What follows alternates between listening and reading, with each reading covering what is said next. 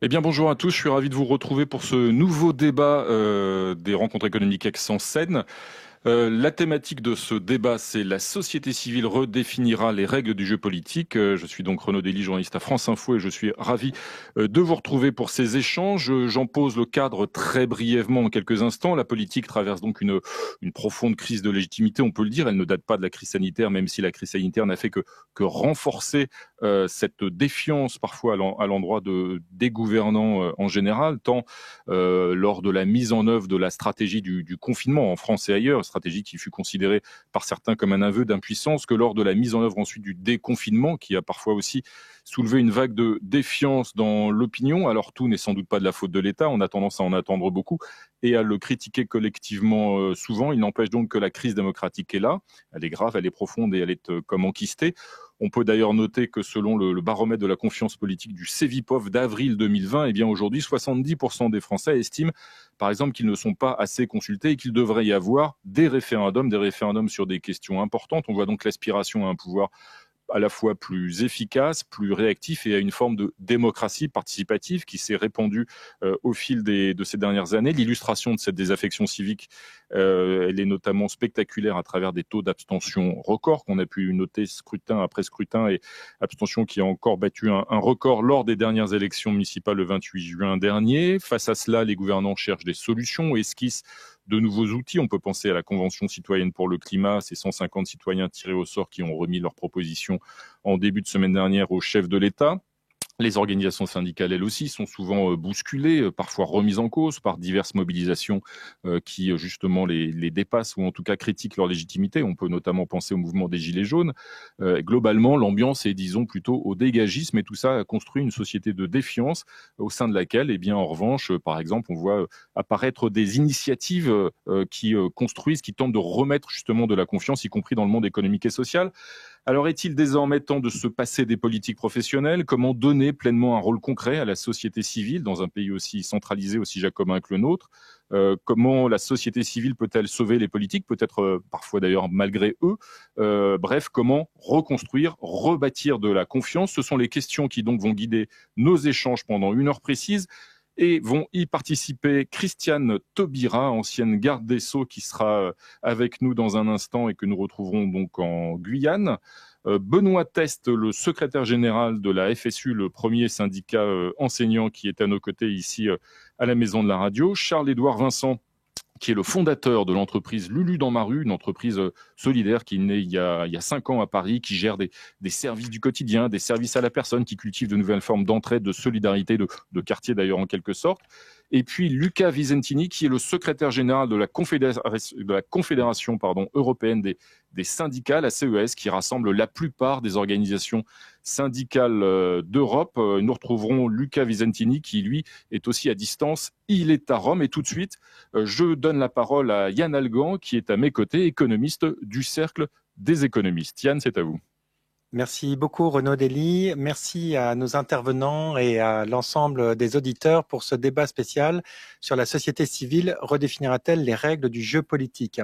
Et pour introduire ce débat, je me permets de reprendre les propos d'un grand philosophe, Paul Ricoeur, qui déclarait « Est démocratique une société qui se reconnaît divisée, c'est-à-dire traversée par des contradictions d'intérêts et qui se fixe comme modalité d'associer à part égale chaque citoyen dans l'expression de ses contradictions, l'analyse de ces contradictions et la mise en délibération de ces contradictions en vue d'arriver à un arbitrage.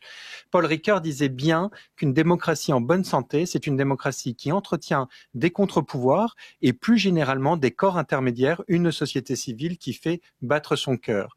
La crise du Covid-19 a précisément montré parfois le déficit de société civile dans certains pays, en particulier les pays dont la défiance envers des gouvernements a été la plus forte, et je pense en particulier à la France et aux États-Unis, les pays où précisément une crise sanitaire s'est transformée en une crise sociale et une crise politique, sont les pays où la société civile, les corps intermédiaires sont certainement moins représentés. Alors, je me permets, pour introduire ce débat, de juste proposer 4 hypothèses selon lesquelles la société civile a un rôle vraiment essentiel pour définir les règles du jeu. Première hypothèse, c'est celle de la représentativité. Est-ce que nos démocraties représentatives sont encore suffisamment armées pour penser des enjeux de rupture aussi fondamentaux que des crises sanitaires mondiales ou que le réchauffement climatique? Force est de constater que des initiatives de consultation, de participation citoyenne telles que la consultation sur le climat a eu le mérite de pouvoir changer la donne en plaçant les experts au service des citoyens et non pas dans une position uniquement de décision, et de pouvoir aussi rétablir des consensus. Et le fait d'avoir un principe de tirage au sort qui était cher déjà à Athènes, à la démocratie athénienne, a aussi permis vraiment d'assurer une représentativité. Je vous rappelle qu'au Parlement, par exemple, français, vous n'avez que 1% d'ouvriers, alors que la politique des quotas dans cette consultation citoyenne a permis de représenter chaque catégorie à part égale. Donc la question de représentativité est essentielle. Est-ce que ces consultations peuvent être généralisées dans tous les domaines? Ce sera l'une des questions, vraisemblablement, que nous pourrons aborder au cours de ce débat. La deuxième hypothèse sur le rôle de la société civile, c'est celle de pouvoir aussi construire de la confiance, de la proximité, et c'est un point vraiment essentiel. On l'a bien vu à nouveau dans le cadre de cette crise, où non seulement certains citoyens dans de nombreux pays se sont défiés de leur politique, mais vous avez aussi à l'inverse une défiance des politiques vis-à-vis des citoyens. Et encore une fois, les pays qui ont mis en place des mesures de confinement les plus strictes, et je citerai ici en l'occurrence la France et l'Italie, sont les pays où la confiance des gouvernants vis-à-vis des citoyens était aussi relativement limitée. Pouvoir rétablir des corps intermédiaires, pouvoir rétablir une société civile et à un niveau de proximité, à un échelon local, est certainement une condition pour pouvoir reconstruire de la confiance au niveau local. Le troisième hypothèse sur le rôle de la société civile, c'est évidemment la question de l'efficacité. Est-ce que l'on peut vraiment pouvoir conduire des politiques publiques ou des politiques économiques ou sociales uniquement à un niveau central en se plaçant de la société civile? Il semble que la société civile permet, qu'il s'agisse de syndicats, qu'il s'agisse d'initiatives d'entreprises, d'associations, de vraiment recréer à un niveau local, une efficacité dans l'action beaucoup plus importante en laissant des marges de manœuvre à l'initiative. Et encore une fois, la crise du Covid a montré la richesse des initiatives à un niveau local, qu'il s'agisse des entreprises, des écoles, des associations, pour pouvoir répondre à cette situation d'urgence sanitaire. Et les pays, encore une fois, où certains corps intermédiaires étaient moins représentés, ou alors où la qualité des relations socio-professionnelles était faible, sont les pays qui ont eu non seulement le plus de mal à pouvoir faire face à cette crise, mais aussi à pouvoir en sortir. L'une des grandes hypothèses selon laquelle un pays comme la France a beaucoup de mal à repartir économiquement, c'est parce que les Français faisaient peu confiance dans les règles sanitaires mises en place dans les différentes entreprises, contrairement à l'Allemagne où la qualité du dialogue social a permis une reprise beaucoup plus rapide. Et puis, je terminerai par une dernière hypothèse sur le rôle de la société civile, qui est sur celle de la transparence, de l'éthique, de l'évaluation. Il est vraiment nécessaire d'associer l'ensemble des corps dans la mise en œuvre des politiques sociales, des politiques économiques, et d'avoir aussi des processus d'évaluation qui soient extrêmement transparents. À cette aune, la société civile ne redéfinira peut-être pas toutes les règles du jeu politique, mais il est vraiment plus que temps d'associer démocratie représentative avec démocratie participative. Merci Yann Algan. Je vais tout de suite donner la parole à Christiane Taubira, ancienne ministre de la Justice, ancienne garde des Sceaux. Christiane Taubira, quel est votre regard aujourd'hui sur cette défiance généralisée qu'on vient d'aborder, et comment est-ce que la société civile peut contribuer ou pas à redéfinir ces règles du jeu politique, à relégitimer en partie l'action collective, notamment à travers ce souci donc de reconstruire de la confiance et peut-être d'assumer davantage de transparence, comme le disait à l'instant Yann Algan? Merci à tous les deux, messieurs Dely et Algan. Et je suis ravie de participer à cette discussion. Alors, puisque justement nous sommes en compagnie d'éminentes personnalités qui représentent ce qu'on appelle la société civile, ça fait quand même plus d'une vingtaine d'années qu'il y a des écrits très très circonstanciés sur l'émergence de la société civile, sur ce qu'elle représente et qu'elle peut apporter comme vitalité à la démocratie. Donc, je vais passer un peu vite sur la société civile telle qu'elle est constituée et telle qu'elle s'organise, même si je saisis quand même, du fait de la présence de représentants de cette société civile, même si je saisis 3 dynamiques importantes, me semble-t-il. La première, c'est évidemment cette société civile qui est déjà structurellement organisée. Je pense aux syndicats que vous avez évoqués, mais qui sont un peu une partie particulière de la société civile. Ce sont des partenaires sociaux, ils sont reconnus en tant que tels. On peut considérer qu'ils participent même à l'architecture institutionnelle. Les associations qui sont aussi dans ces dynamiques structurellement organisées ont un autre rôle, d'autres fonctions, un autre poids, mais elles sont aussi des partenaires ou au moins des interlocutrices. Il y a une autre dynamique, c'est celle de la société civile qui s'agrège selon les causes, selon les besoins, selon les circonstances. C'est ce qu'on a vu avec Nuit debout, avec Occupy Wall Street, puisque ça nous dépasse évidemment. On peut évoquer aussi le mouvement Irak en Algérie, le mouvement qui a abouti par exemple à la transformation en profondeur de la Tunisie, la révolution de Jasmin, mais qui, elle, avait choisi un quatuor, un quartet à sa direction. Je pense aux Indignados. Et si je cite ces mouvements, c'est parce qu'ils sont très différents et notamment qu'il y a une ligne de partage entre ceux qui, au nom de la société civile, s'emparent d'un sujet, s'emparent d'une cause, s'organisent. On a parfois l'impression que c'est très indiscipliné, alors qu'en fait, il y a une discipline ferme et huilée, mais ce sont des groupes qui font le choix de la transversalité, de l'horizontalité, et qui refusent un leadership, qui refusent une direction. Évidemment, ces groupes-là aboutissent à un moment à une autodissolution. Alors que lorsqu'on pense à ce que j'indiquais sur la révolution de Jasmin en Tunisie ou Los Indignados, ce sont des mouvements de société civile qui choisissent à un moment de se transformer, qui choisissent à un moment d'avoir une direction, avec évidemment ce que ces mouvements perdent du fait de se structurer de cette façon-là, puisqu'ils se rapprochent du modèle, soit des partis politiques, soit des associations organisées avec une direction et qui posent très clairement un certain nombre d'objectifs, de finalités et d'exigences et qui finissent par avoir des porte-paroles. Donc la société civile s'organise de façon sur ces 3 dynamiques-là, la dernière étant la société civile qui se pose comme un pôle face au pôle du pouvoir d'État et face au pôle de la puissance du marché. Donc cette société civile, elle est là, elle est vivante, elle s'organise, elle fait ses choix en termes de méthode et d'organisation. Mais elle fait quoi dans quoi? Elle fait quoi dans quoi? Et de ce point de vue, ça nous ramène à ce que vous posez comme première question, évidemment, l'état de la démocratie. Et pour ma part, donc, ces organisations de la société civile la font vivre. Pour ma part, je pense que dans nos sociétés, l'état de droit est plus en péril que la démocratie. D'abord en rappelant ce qu'est la démocratie, le rendez-vous électoral ne suffit pas et on voit bien que c'est de moins en moins un rendez-vous. La démocratie, c'est le règne du droit, parce qu'on a tendance à penser que c'est le règne de la majorité. Non, la démocratie, c'est le règne du droit, donc le règne de la règle. Parce qu'il y a 2 façons de faire société, c'est soit autour du droit, soit sous la force. Donc, le règne du droit. Et donc, pour la question de la majorité, au contraire, dans une démocratie, on doit être capable de protéger les minorités, que ce soit des minorités d'opinion ou des minorités de catégorie. Mais la question de la démocratie de l'état du droit, donc l'état de droit est plus en danger parce que l'état de droit, c'est l'état qui respecte le droit.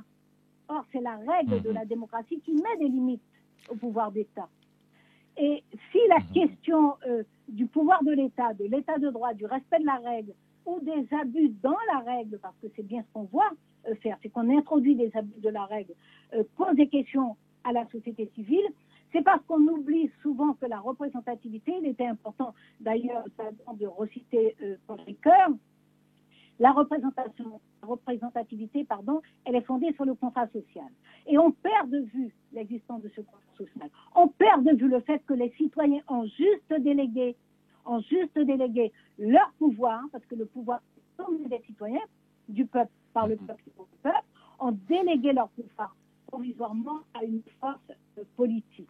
Et la question de la démocratie est davantage la question de ces dysfonctionnements, c'est-à-dire comment aujourd'hui notre démocratie est, infiltrée le mot est peut-être mal choisi, mais comment notre démocratie est en fait confisquée par des personnes, par des groupes d'intérêts, par des personnes qui arrivent à promouvoir leurs intérêts particuliers et à biaiser complètement les arbitrages que la force politique doit assurer entre les intérêts contradictoires et parfois antagoniques qui ont dans la société.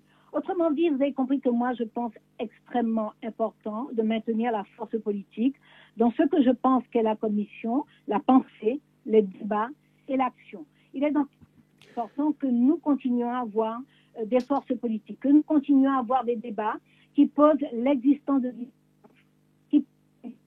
différents, parfois insolubles ou indissolubles. Je pense à Ricoeur, je pense aussi évidemment à, ça me reviendra, ce philosophe allemand. Mais donc il y a des différents insolubles dans la société, mais c'est la démocratie qui nous permet de vivre malgré ces différents.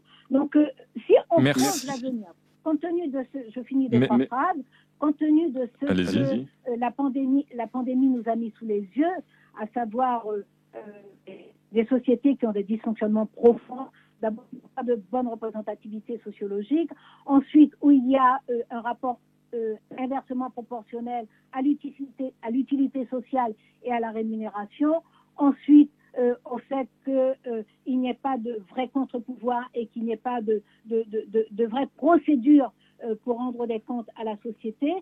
Si nous tenons compte de tout ça, nous comprenons que ce qu'il faut poser en urgence, c'est pas seulement le rôle de la société civile, mais c'est allons-nous faire ensemble. Qu'est-ce qui se pose à nous maintenant que nous avons compris que le monde est imbriqué, maintenant que nous avons compris que les inégalités sont fortes et qu'elles sont insupportables, maintenant que nous avons compris que nous devons prendre le monde comme un lieu commun et créer et porter ensemble des en communs, non pas seulement des biens communs, mais des en communs. La question est de savoir si nous sommes en capacité aujourd'hui de faire en sorte que la vitalité politique soit maintenue, que la légitimité politique soit maintenue, mais que la société civile, effectivement, y prenne sa part, de telle sorte que la vie politique soit constamment irriguée par la pensée, par les besoins, par les expériences de terrain et par la volonté générale. Merci beaucoup Christiane Taubira pour ce propos liminaire. On vous retrouve dans un instant bien sûr pour nos échanges, puis ensuite à la fin évidemment pour répondre aux questions de nos spectateurs. Je vais tout de suite donner la parole à un représentant d'une autre, j'allais dire non pas d'un autre monde, mais en tout cas d'un autre acteur, d'autres acteurs de cette société civile et au-delà de notre vie démocratique. C'est du monde syndical. Benoît Teste, secrétaire général de la FSU.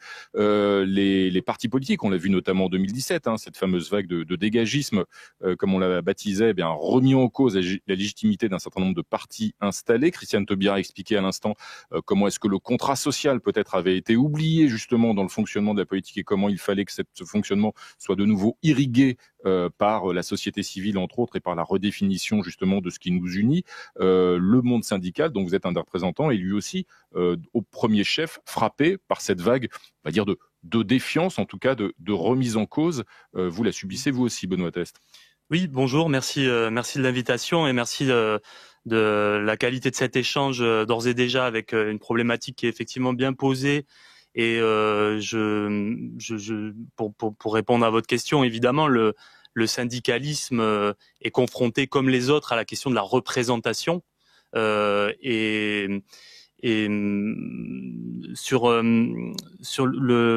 la question qui est posée finalement, c'est celle, on l'a dit, de la démocratie. Elle est posée aux syndicats, mais elle est posée aussi à l'ensemble de la société. C'est-à-dire, la question qui est, est-ce qu'on veut une représentation du monde du travail solide? C'est une question qui concerne l'organisation des pouvoirs, c'est une question qui concerne l'ensemble de la société.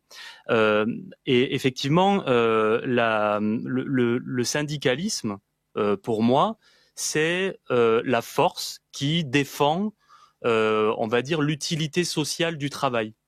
Et finalement, la crise sanitaire, elle a révélé une certaine capacité de dévouement des travailleurs, d'un attachement à leur travail et à l'utilité sociale de ce travail.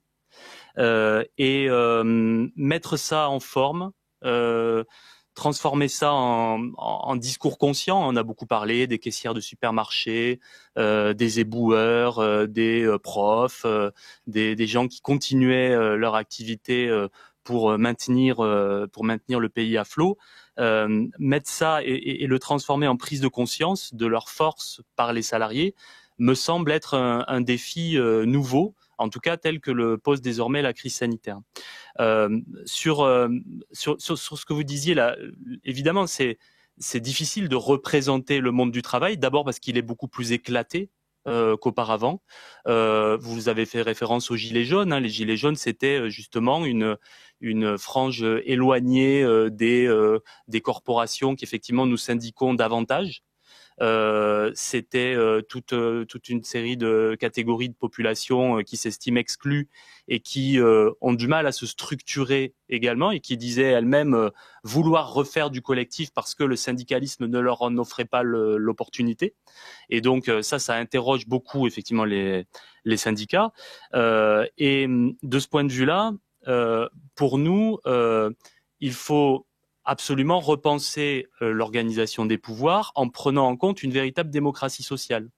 Parce que Christiane Taubira a fait référence au lobby, effectivement, aux groupes d'intérêts différents qui peuvent exister dans la société et qui peuvent finalement tirer la couverture à eux. Et ça, c'est pas la société civile. Un syndicat, c'est pas un lobby, c'est pas un groupe d'intérêts.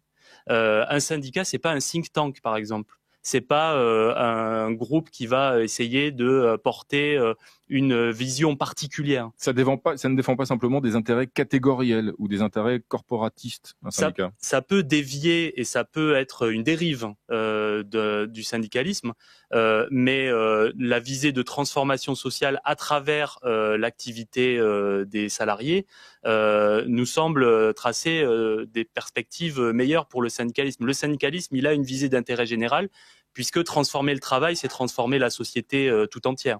On l'a vu au moment retraite. Il y a quand même, alors évidemment, tout ça est une ligne de crête, parce qu'au moment retraite, on a accusé, entre guillemets, les syndicats de défendre des corporations établies, des statuts. On a vu que ça a été beaucoup mené par la RATP, la SNCF, les profs, les fonctionnaires en général, et puis toute une série de salariés. Et finalement, le pouvoir a beaucoup joué sur l'idée, vous défendez des intérêts de gens installés et la réforme des retraites va, alors j'en parle parce qu'en plus elle est remise en selle, donc, et de nouveau cette argumentation est employée, la réforme des retraites va avantager au contraire tous les précaires, les gens qui ont des carrières hachées, etc.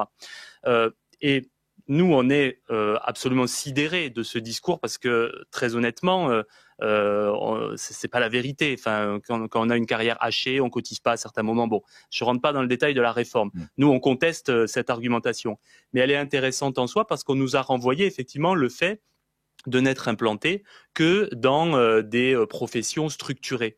Et pour moi, effectivement, ça nous pose une question. Quand on dit c'est pas vrai que la réforme des retraites va avantager les carrières hachées, on est toujours un peu suspect de le dire parce que derrière on veut argumenter vraiment au titre de l'intérêt général, alors qu'en réalité on défendrait nos corporations.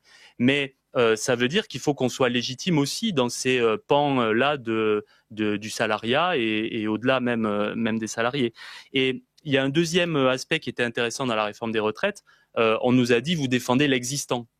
On nous a dit les syndicats finalement c'est des forces qui mettent le pied sur le frein et c'est souvent la critique qu'on fait et qu'on peut faire et qui est parfois légitime.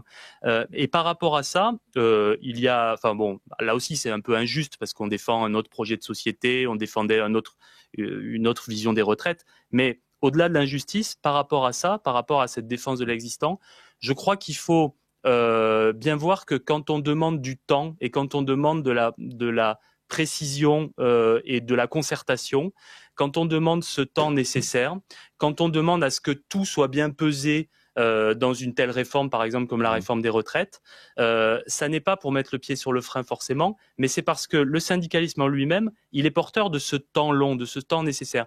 Et juste, je pense que dans le monde d'après, comme on dit aujourd'hui, si le syndicalisme peut exister, ce sera justement pour faire valoir ce long terme face au court-termisme de la décision politique.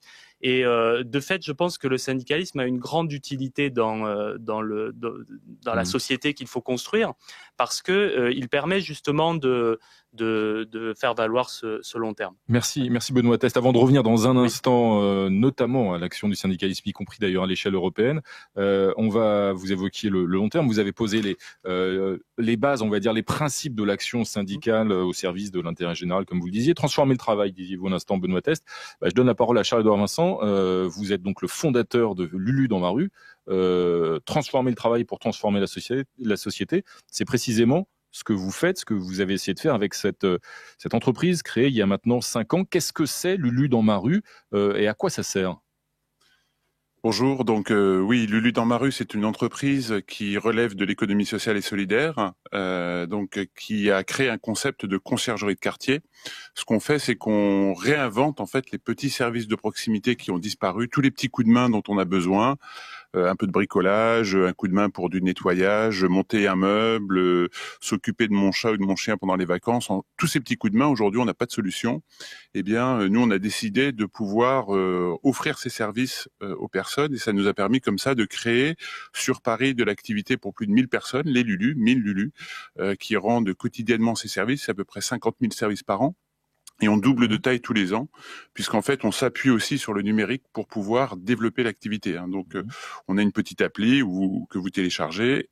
Pour l'instant, on n'est que sur Paris. On va se développer dans de nouvelles villes. Vous avez l'objectif de vous étendre en France ? Voilà, oui, on a des pistes aujourd'hui. Il y a beaucoup de métropoles qui sont intéressées par ce modèle-là, parce qu'en fait, notre objectif, avec cette activité économique que l'on crée, avec ces petits services de proximité, c'est de pouvoir recréer des villes qui sont plus inclusives. C'est-à-dire que ma vision, c'est que ce service de proximité, il est aussi vecteur de lien social, il est vecteur d'insertion.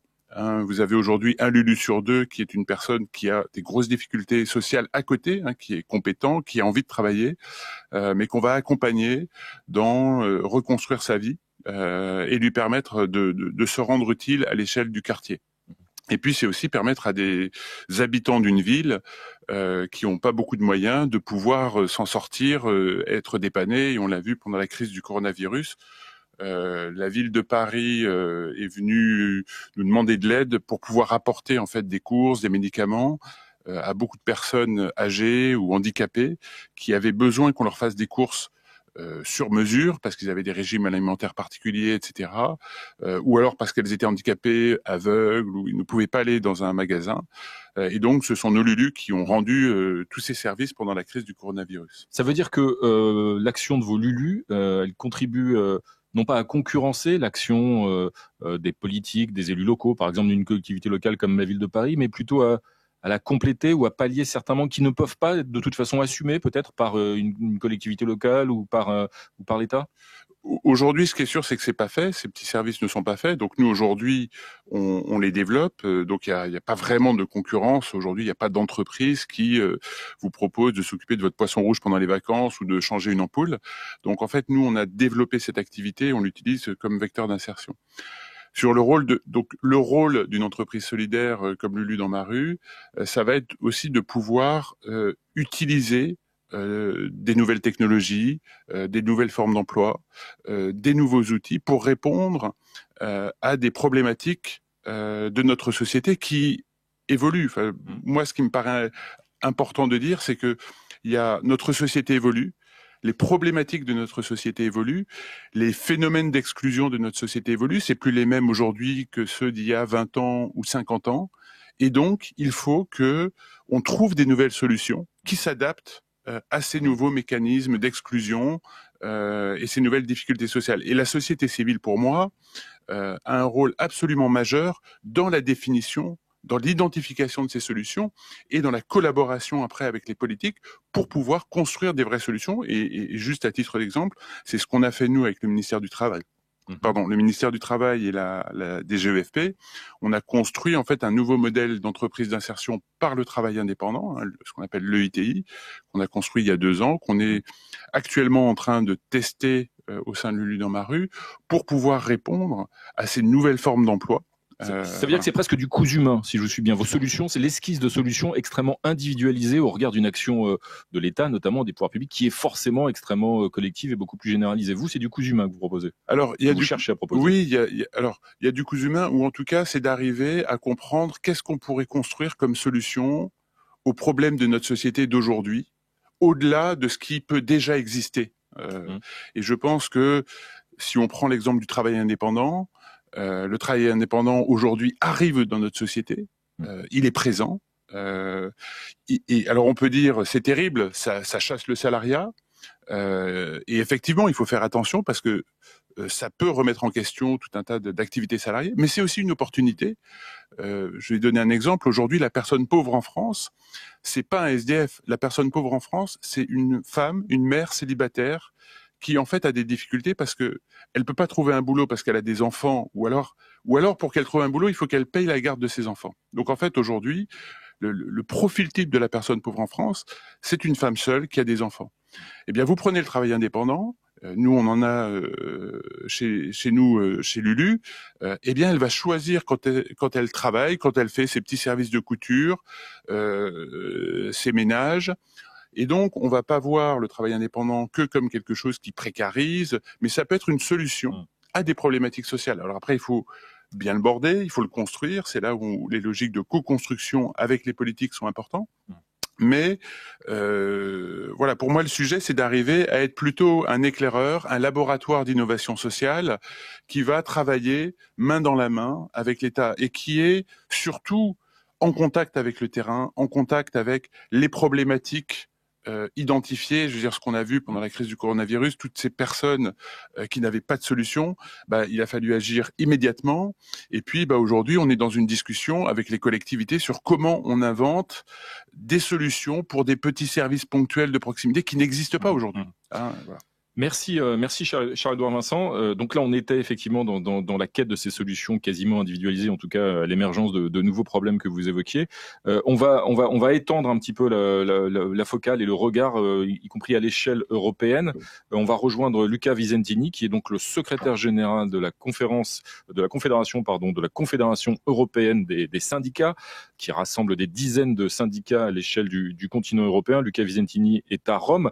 Ça n'est pas la première fois que le continent affronte alors une crise sanitaire de la sorte telle que le Covid-19, elle est quasiment inédite, en tout cas elle est inédite dans notre histoire récente, mais elle se double d'une crise économique et sociale qui ne fait que commencer, dont on mesure à peine l'ampleur qui nous terrifie collectivement.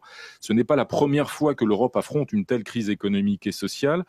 Comment reconstruire justement, redéfinir les règles du jeu collectif, du jeu politique après cette crise sanitaire doublée d'une crise économique et sociale, donc à l'échelle du continent? Quelles leçons tirer du passé, Luca Visentini?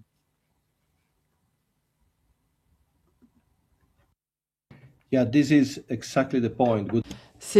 Bonsoir à tous, bonjour. C'est exactement la question. Nous devons éviter de reproduire les erreurs des précédentes crises. Nous nous rappelons ce qui s'est passé avec la crise financière il y a quelques années et les désastres, les politiques désastreuses qui ont été mises en place à cette époque, ce désastre sur l'économie, sur les budgets publics et tout particulièrement sur la société civile, sur les travailleurs et les citoyens. La société civile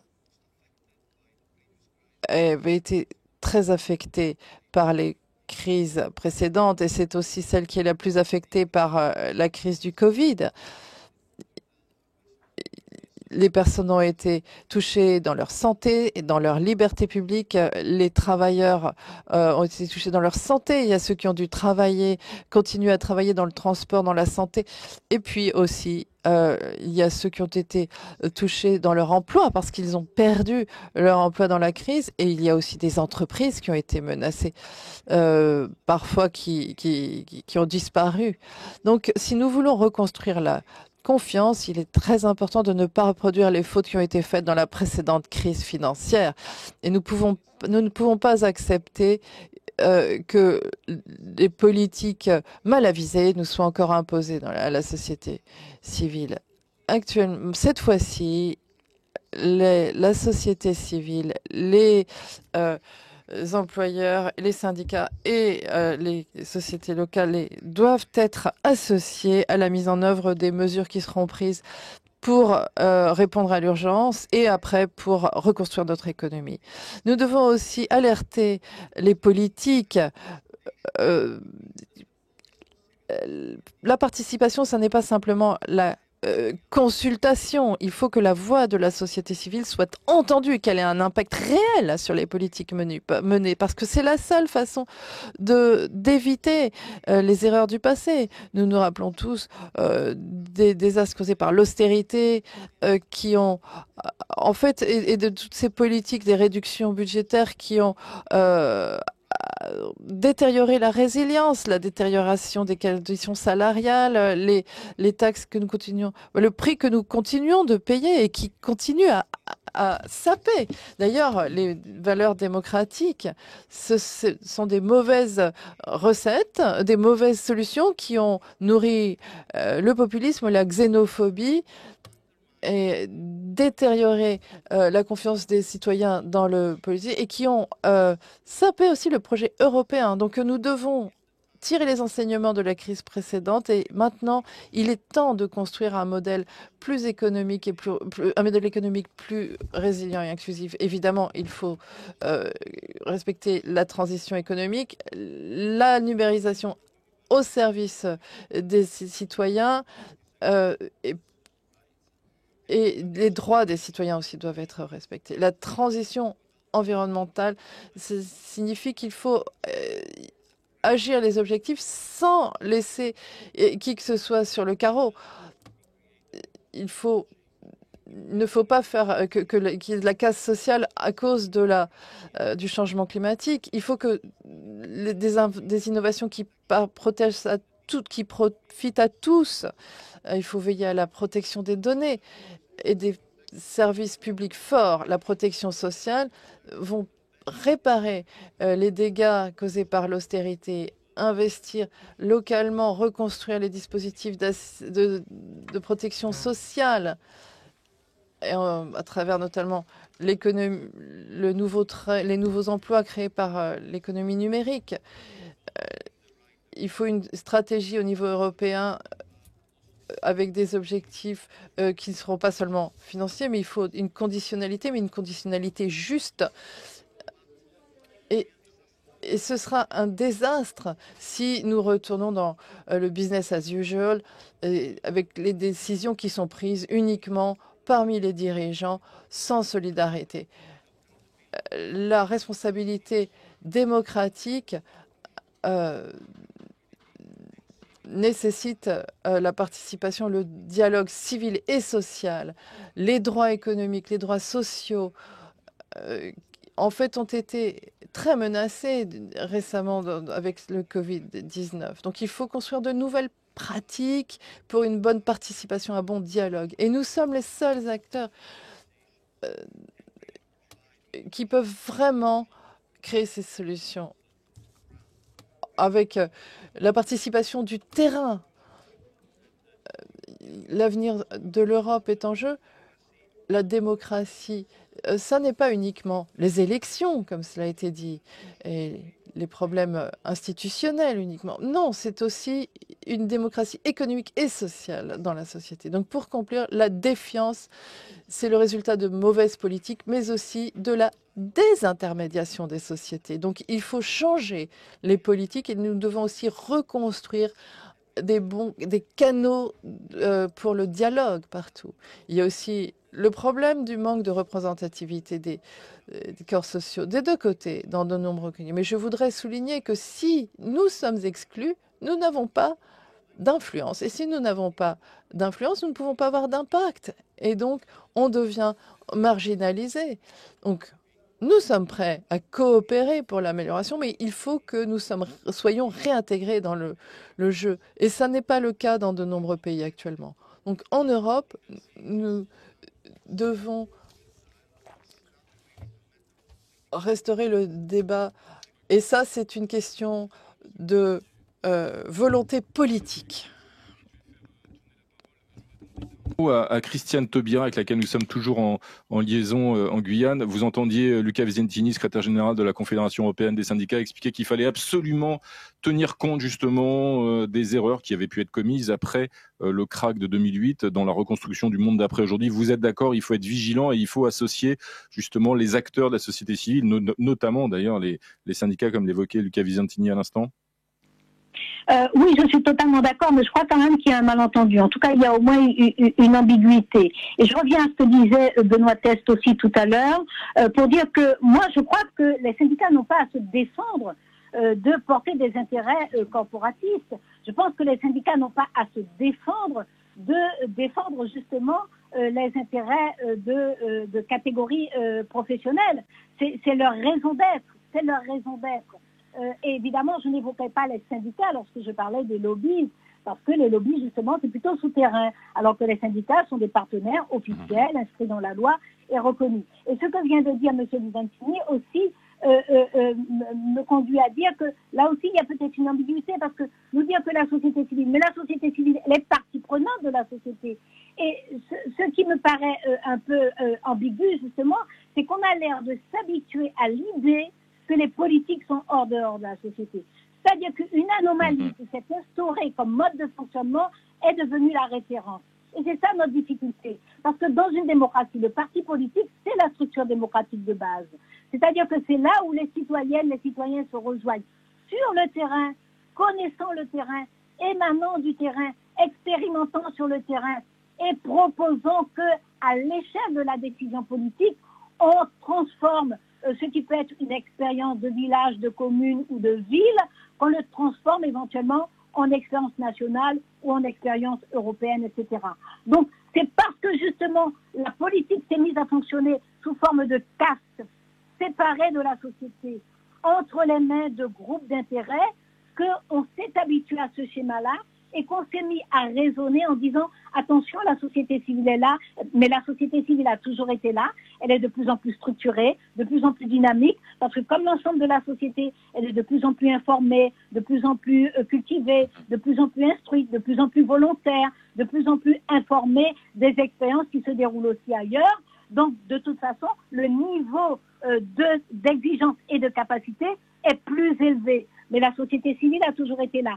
Et c'est parce qu'il y a ces carences au niveau politique que les forces politiques sont en train de s'atrophier, que le pouvoir politique est en train de fonctionner de façon déconnectée de la société, qu'un espace vous parliez de caste. Civile en tant que tel. Vous parliez de caste, Christiane Taubira. Vous parliez de caste. Ça veut dire qu'il faut diversifier encore plus les parcours, les origines de ceux qui intègrent le monde politique, quel que soit l'échelon, et qu'il faut, par exemple, pas uniquement. Il y a beaucoup de gens qui viennent, on va dire, des grandes écoles ou des grands corps de l'État. Qu'il faut davantage de gens qui aient des expériences, peut-être des vies d'ailleurs antérieures, des vies professionnelles, qui viennent du secteur privé, etc. C'est impératif et c'est urgent. On voit bien nos institutions, lorsqu'on regarde la sociologie de nos institutions, il est évident qu'il y a des pans entiers de la société qui sont exclus de l'accès au pouvoir. Qu'est-ce que c'est que ce contrat social? Qu'est-ce que c'est que cette volonté générale? Qu'est-ce que c'est que cette représentativité lorsque sociologiquement, on a une échelle qui est inverse de la réalité sociale du pays. Donc oui, il faut réformer cela en profondeur. Et oui, il y a un fonctionnement de caste. Il ne s'agit pas de pointer l'index et de condamner les uns et les autres. Il y a des mécanismes qui ont fonctionné et qui ont fait qu'il y a eu une confiscation du pouvoir, et le mot est délibéré, une confiscation du pouvoir par des sachants qui sont en plus entourés d'experts qui leur ressemblent beaucoup et qui ont leur propre légitimité, sauf qu'ils débordent sur leur légitimité et ils envahissent les parts de légitimité des autres catégories sociales. Benoît Test de la FSU vous répondre, je crois. Oui, je voulais préciser que j'étais entièrement d'accord avec Christiane Taubira dans son propos liminaire et maintenant. J'avais simplement pointé le fait qu'on déniait parfois aux syndicats d'être porteurs de l'intérêt général et représentants de larges couches de la société. C'était pour le pointer comme une dérive possible et comme une cornérisation qui est parfois à l'œuvre et pas du tout comme un projet. Et sur les retraites, justement, il me semble que ce qu'on a potentiellement pour l'instant, parce que c'est pas complètement terminé cette affaire, mais on a réussi à déjouer cette cornérisation et ce renvoi à autre chose que l'intérêt général. Et du coup, moi, je partage entièrement ce que disait à l'instant Christiane Taubira, je pense effectivement que le dialogue social, la consultation large des syndicats n'est pas du temps perdu, comme l'a dit aussi le secrétaire général de la Confédération européenne des syndicats. Ça permet effectivement une forme de respiration démocratique. Après, il y a quand même aujourd'hui beaucoup de gens qui versent des larmes de crocodile sur l'absence de dialogue social, et notamment Emmanuel Macron, mais qui en réalité cornérise les syndicats par toute une série de réformes, la réforme de la loi travail, la réforme de la fonction publique qui supprime les commissions paritaires. Bon, c'est très technique, mais il y a une volonté de déconnecter les acteurs syndicaux du terrain et d'en faire des commentateurs de la politique en général, de les déconnecter du lien justement avec ce terrain, et donc de les transformer en think tank et éventuellement, in fine, en vagues lobby politiques, et en tout cas qui ne font que communiquer. Et c'est pas ça un syndicat. Est-ce que cette volonté, elle ne vient vraiment que du chef de l'État et des gouvernants, ou est-ce qu'elle ne traduit pas aussi peut-être parfois une déconnexion préalable des syndicats aujourd'hui, une perte de légitimité, une perte d'implantation tout simplement aussi, qui fait que peut-être que les gouvernants cherchent à avoir d'autres interlocuteurs et considèrent, en tout cas remettent eux aussi en cause votre légitimité affaiblie? Oui, bien sûr, c'est les deux, bien sûr. Et je pense qu'il y a aussi ce que vous aviez pointé au début, le jacobinisme, le fait qu'il n'y a rien entre le dirigeant et les individus, et donc c'est très pratique finalement de se passer de la société civile, surtout quand on l'a affaiblie à tel point qu'elle-même, elle n'est plus effectivement complètement représentatif de l'ensemble du monde du travail. Donc c'est une question des syndicats, et nous, je vous garantis qu'on y travaille et qu'on...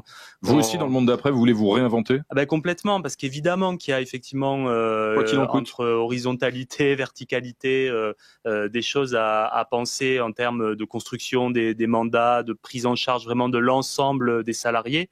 Et donc oui, il faut se réinventer, ça c'est sûr. C'est pas normal qu'on ne touche pas suffisamment dans la fonction publique, pour ce qui concerne la FSU, les non titulaires par exemple. C'est pas normal qu'on ne permette pas à des groupes qui justement sont éloignés des collectifs de travail d'avoir cette visée de syndicalisation. Yann Algan?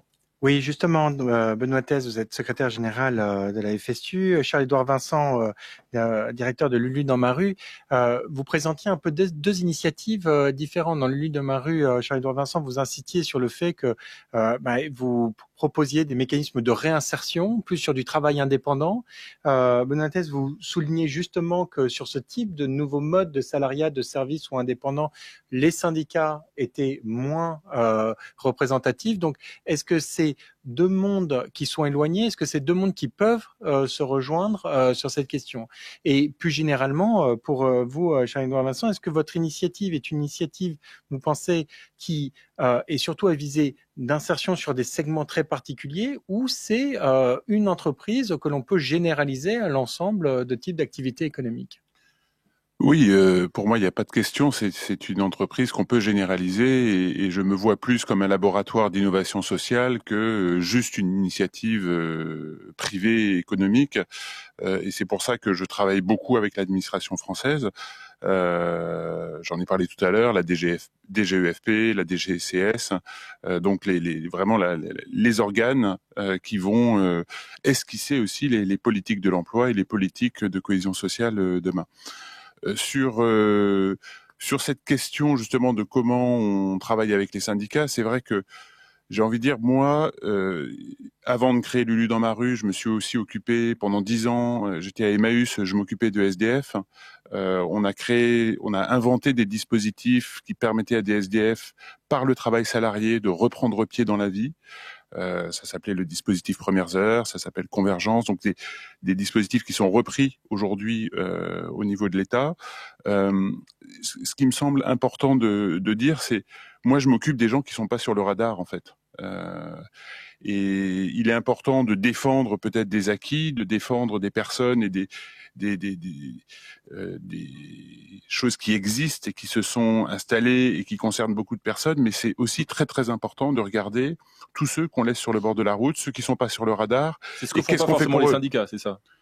Voilà. En tout cas, ce que je veux dire, c'est qu'il va falloir à un moment, effectivement, qu'on discute. Le sujet de la protection sociale des indépendants, c'est un sujet majeur.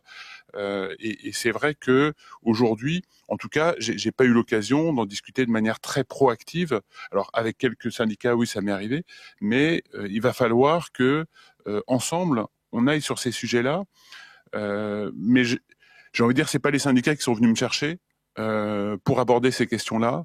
Et en revanche, oui, moi, ce que j'ai envie, c'est de pouvoir arriver à construire quelles sont les solutions de demain. On peut pas juste dire oui, par exemple, le travail indépendant, faut pas y toucher, c'est précarisant, il faut que ça disparaisse. Le travail indépendant répond à des aspirations de personnes. Le travail indépendant, c'est une solution qui est très efficace en termes d'insertion pour beaucoup de personnes. Utilisons-le, n'essayons pas de le détruire. Mais tout à fait d'accord. Juste en 2 mots pour répondre sur l'aspect protection sociale, justement, sécurisation, avançons, mais certainement pas en disant travail indépendant, c'est pas bien, et en disant éventuellement le travail sous statut, etc. C'est un petit club fermé qui n'a pas vocation à s'ouvrir à qui que ce soit. C'est surtout pas la perspective. Quand je parlais de visée d'intérêt général, c'est surtout c'est au contraire étendre les sécurisations collectives à l'ensemble du monde du travail dans un sens très très large. Et voilà, nous, bon, après c'est des mots. Je sais qu'on n'est pas présent. Alors pour ce qui concerne la FSU, en plus c'est particulier parce qu'on est une fédération de la fonction publique, mais je sais que la CGT a plein de réflexions sur comment ils touchent les travailleurs ubérisés, comment ils créent des collectifs justement syndicaux, mais c'est pas simple non plus de créer ces structures-là locales. Et donc, oui, il y a une réflexion qui est en cours dans le monde syndical en général et elle est nécessaire. Et merci Benoît Test. Il nous reste un petit peu moins de 10 minutes pour ce débat. On va prendre des questions qui nous arrivent, des questions des spectateurs. Et j'en ai une pour Luca Visentini. Précisément, vous évoquiez à l'instant, Benoît Test, la difficulté de bâtir du commun en quelque sorte avec des situations de plus en plus éclatées aussi dans le monde du travail. On a une question, Luca Visentini, qui évoque le contrat social européen aujourd'hui en péril. Comment arriver à bâtir un vrai contrat social européen, une vraie cohésion intra-européenne, a fortiori donc avec un marché du travail aujourd'hui de plus en plus éclaté, des situations comme celle, l'ubérisation que vous évoquiez à l'instant, pour reprendre ce terme générique, d'une partie du marché du travail. Quelle peut être, vous, votre tâche et quels sont les outils que vous pouvez mettre en avant?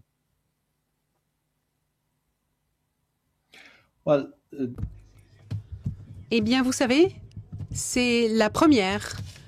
Et la première ligne est la plus importante pour notre action au niveau européen. Et ce que ont dit les collègues concernant les indépendants, c'est-à-dire qu'il faut les protéger au lieu de les interdire, c'est tout à fait ce sur quoi nous devons nous concentrer. Il y a 2 exemples que je peux prendre au niveau européen. Nous nous sommes battus et nous avons négocié pour une directive européenne qui étendrait un accès universel à la protection sociale, y compris pour les indépendants. Nous n'avons pas obtenu un instrument direct parce qu'il y avait des oppositions de certains gouvernements ou organisations qui ne voulaient pas donner un accès universel à la protection sociale alors que nous avons vraiment voulu promouvoir ce point.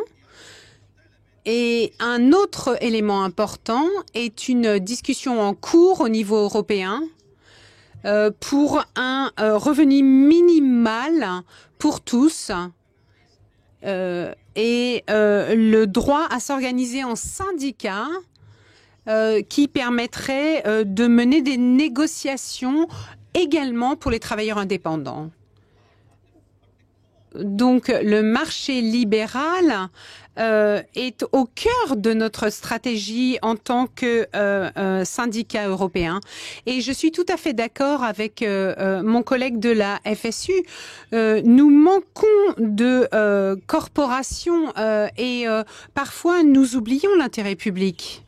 Il y a des syndicats qui sont trop corporatistes, mais une révolution culturelle s'est passée chez les syndicats durant cette dernière décennie.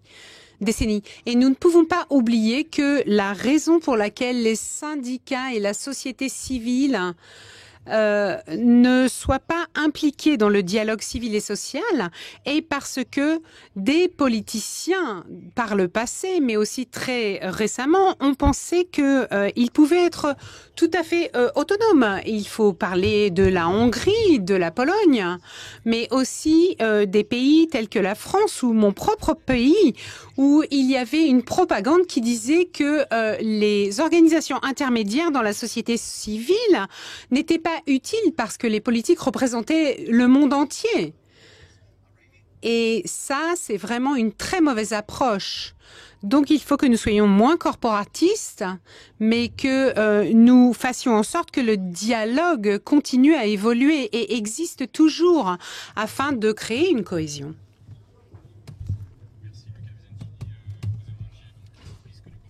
Thank you. You were talking about the risks of corporations and the necessity. Justement que de dirigeants seuls se présentent par-delà la démocratie représentative, justement dans une démarche un peu plus plébiscitaire. J'ai une autre question d'un spectateur, une question que je vais adresser à Christiane Taubira, puisque vous évoquiez tout à l'heure, Christiane Taubira, vous aviez qualifié la tendance même une frange en tout cas de la politique à se résumer à une caste. Hein. Vous avez parlé de la caste, de ces réflexes de caste politique.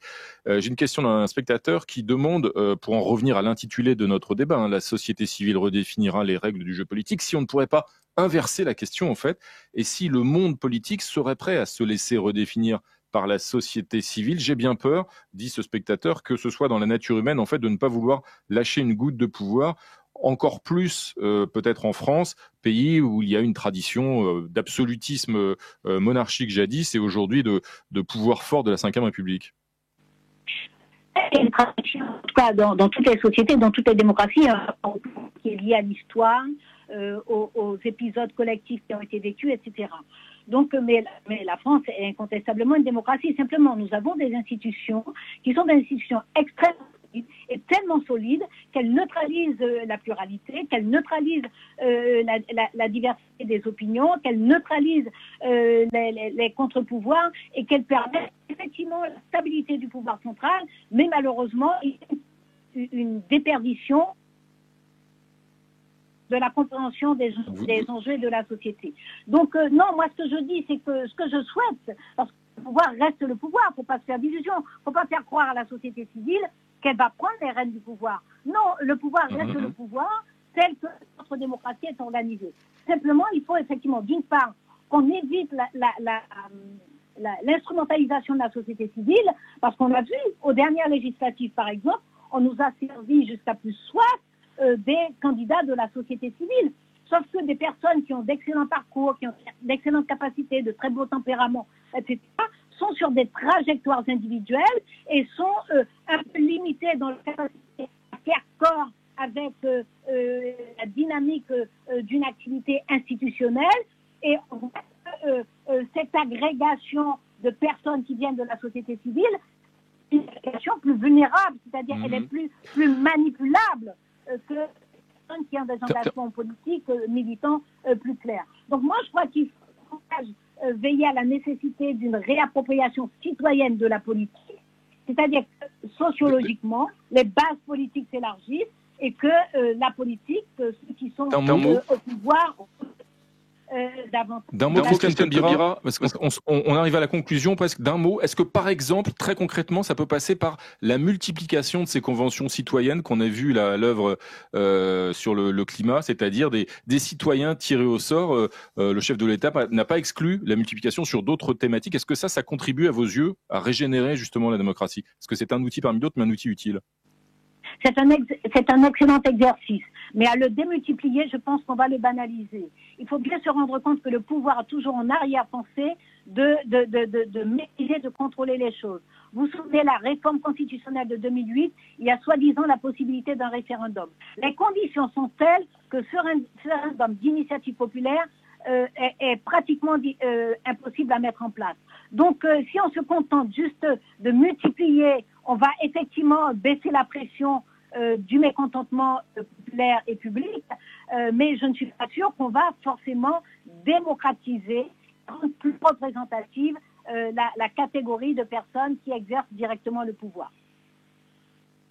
Merci Christiane Taubira. Ce sera le mot de la fin de cet échange parce que nous arrivons au terme. Malheureusement, ça passe très vite, 1 heure, mais le programme des rencontres économiques Aix-en-Seine est tellement abondant que voilà, les débats se succèdent les uns les autres, donc nous devons en rester là. Merci en tout cas aux 4 intervenants, à Christiane Taubira, à Luca Visentini, à Charles-Édouard Vincent et à Benoît Test. Et puis merci aussi à Yann Algan qui était à mes côtés durant cet échange. Merci à tous d'avoir participé à ce débat. Merci à tous. Merci.